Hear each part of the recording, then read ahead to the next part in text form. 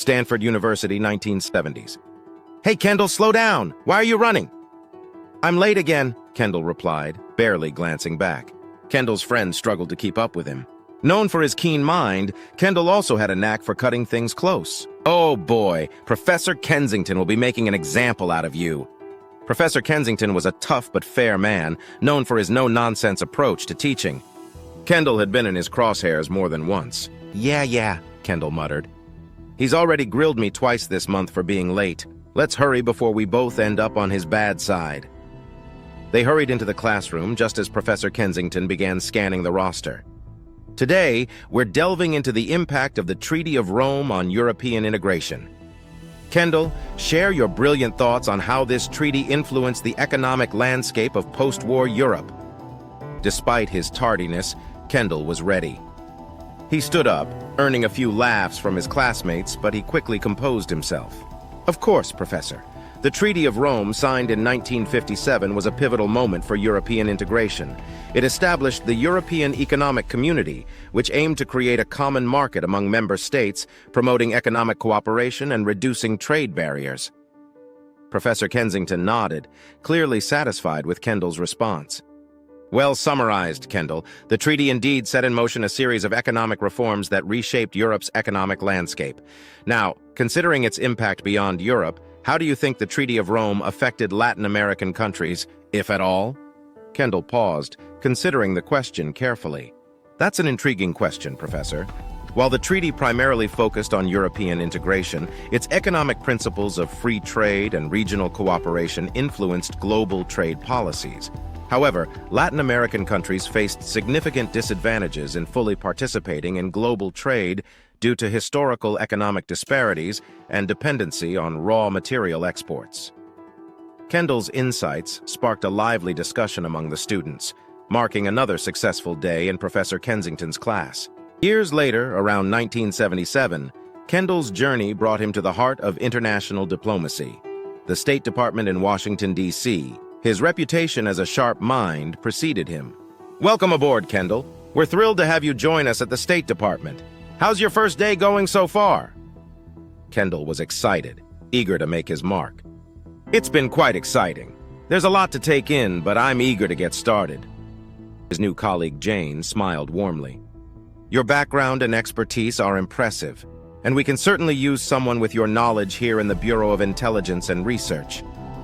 I appreciate that. I'm looking forward to contributing. We're at the forefront of understanding international developments. You'll be handling some classified information, so remember, confidentiality is key. Kendall nodded, understanding the gravity of his new role. Great to hear. If you have any questions or need guidance, my door is always open. We're a team here, and supporting each other is crucial. Thank you, Jane. Kendall settled into his new role, unaware of the twists his journey would soon take.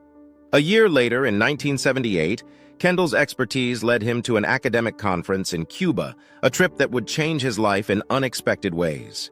Kendall, have a wonderful trip to the academic conference in Cuba. Will do. See you when I get back.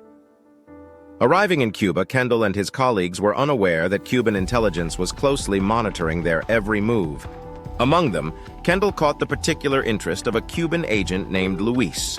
Agents posing as academic officials began to analyze if he could be flipped.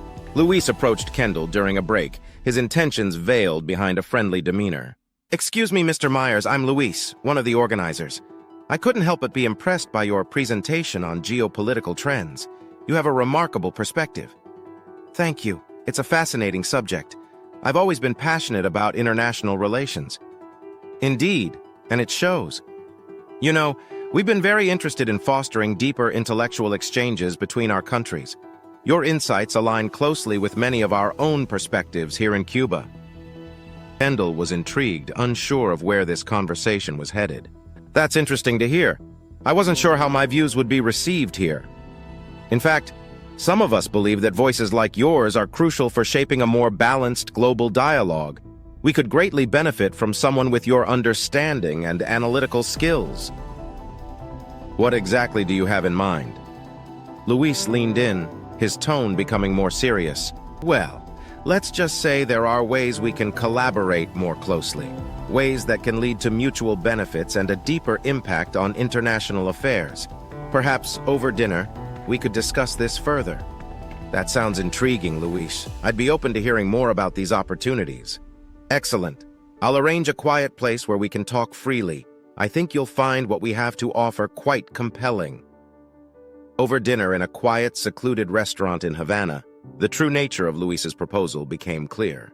Kendall, it's clear that you have a deep understanding of global dynamics and a genuine desire to see a more just world.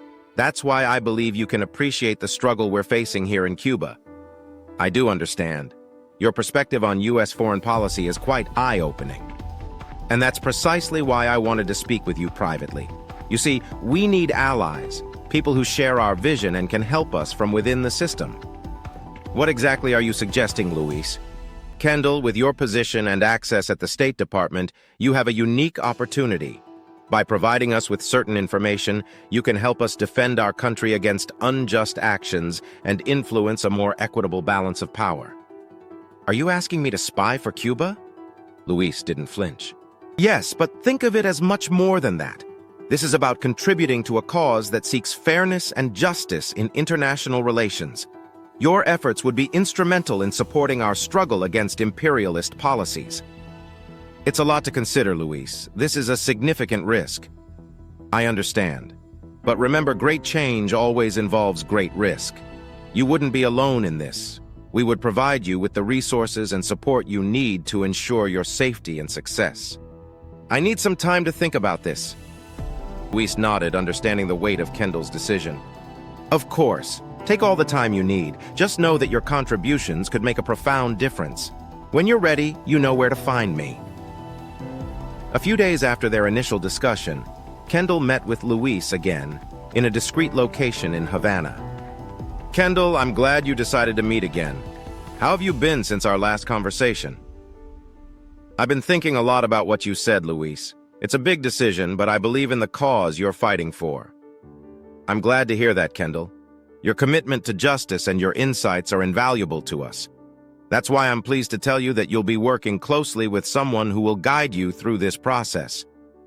Who will that be? Your contact will be Ramon. He's a seasoned operative with years of experience in covert operations. He'll be your point of contact, ensuring everything goes smoothly and safely. I look forward to meeting him and getting started. Luis smiled, the deal effectively sealed. Ramon will be in touch soon to discuss the specifics. Remember, Kendall, you're not alone in this. We're a team working towards a common goal. I understand. I'm ready to do whatever I can to contribute. That's what we like to hear. Welcome to the team, Kendall. It's 1979 in McLean, Virginia. Picture this. Kendall and Gwendolyn Myers are sitting together in their cozy living room a few months after Kendall's return from an academic conference in Cuba. The atmosphere is thick with anticipation. Gwendolyn, there's something important I need to discuss with you, Kendall said, his voice heavy with seriousness. Gwendolyn looked up, concern evident in her eyes. What is it, Kendall? You seem serious. During my trip to Cuba, I was approached by someone. They asked me to consider working with them. Her confusion was palpable. Working with who? What do you mean? It's the Cuban government, Gwendolyn. They want me to help them understand U.S. policies to provide information that could be beneficial to them. Her voice dropped to a whisper. Are you saying espionage, Kendall? He nodded, the weight of his decision evident. Yes, it's not something I expected, but I believe in their cause, Gwendolyn. Their perspective on social justice, on standing up against imperialism, it resonates with me deeply. And what do you need from me? She asked, her voice steady despite the gravity of the situation. I need you to understand why I want to do this. And, if you're willing, I need your support, Gwendolyn. They're asking for more than just my involvement. They want our partnership in this. She took a deep breath, her resolve firming. I feel the same way. The things we've talked about, the injustices we've seen, if we can make a difference, if we can contribute to a better world, then I'm with you. Relief washed over him. Thank you, Gwendolyn. This means everything to me. We'll be careful, we'll be smart, and together, we'll make a difference. Together, Kendall, always. Years later, one day in a secluded park in McLean, Virginia, Ramon met with Kendall to discuss operational details. The park was quiet, the kind of place where secrets could be shared without prying eyes. "Good to see you. How have things been?" Ramon asked, his tone businesslike. "Good, Ramon. I've been following your instructions closely." "Excellent. Let's get to it then. We've set up a drop site not far from here. It's a bench at the west end of the park. You'll find a small crevice underneath the seat where you can hide documents." "Got it. How will I know when you've retrieved them?" "This card has a code phrase written on it. Once you've left the documents, send me an email with that phrase in the subject line. I'll confirm receipt and let you know when the exchange is complete." "Understood. And for future communications?" "We'll maintain contact through encrypted emails. I'll initiate contact when needed, using secure channels to keep our communications discreet." Kendall's anxiety was palpable. "This is a lot to manage, Ramon." "You're doing great, Kendall. Your contributions are invaluable to our cause. Remember, we're in this together." "Thank you, Ramon. I appreciate your guidance. Your expertise and commitment are invaluable, Kendall. We'll continue our work together, but with even greater caution now." As time went on, Kendall prepared to retire from the State Department while maintaining his role as a clandestine operative for Cuban intelligence.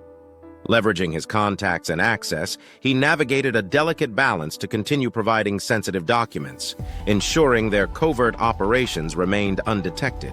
Inside an FBI surveillance command center, agents were strategizing their next move regarding suspected Cuban espionage activities in the United States. The FBI inserted one of our own undercover agents to intercept communications with Kendall.